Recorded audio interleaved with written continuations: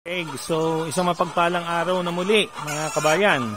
So ngayon ang ipakikita ko sa inyo ay yung two different configurations ng mga layer cages houses, ano?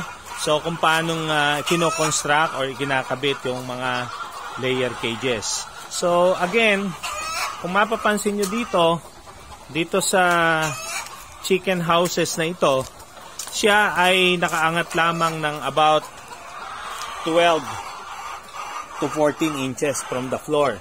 So yan, no? Mapapansin nyo ay napakababa ng kinalalagyan ng mga layer cages. So ngayon naman ay pupunta tayo doon sa isang structure or chicken house na elevated. Okay? So eto kabayan, yung moderno na pagkakakonstruct sa isang chicken house. Kung mapapansin nyo, siya ay elevated. So ganyan siya kataas, ano? So simula dun sa kinalalagyan ng manok, ayan yung kinalalagyan ng manok. So ito yung taas. Ito yung taas. Ayan, yan. Ayan pa lang yung flooring. So ang taas niya is mga about 2 meters. Now, ano ang pagkakaiba ng dalawa? Of course, tinawag natin tong moderno, so ito ang talagang mas ideal.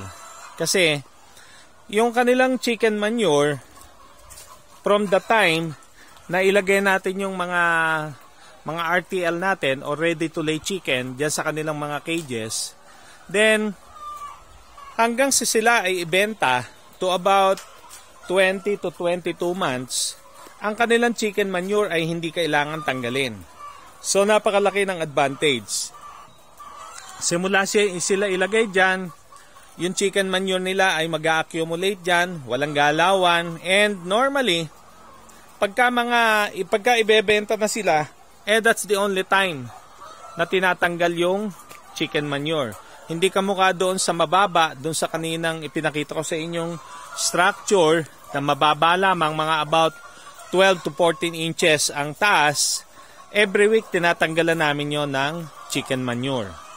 Kasi hindi pwedeng mag-accumulate ng masyadong marami dahil yung chicken manure, pagka yon ay naipon, nag-i-emit siya ng mga toxic gases, particularly yung ammonia.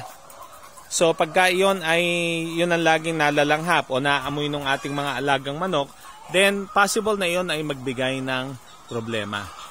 So ito yung moderno. Mapakataas ng kanyang elevation. In fact, mga about 2 meters ang taas noong kinalalagyan ng layer chicken from the ground.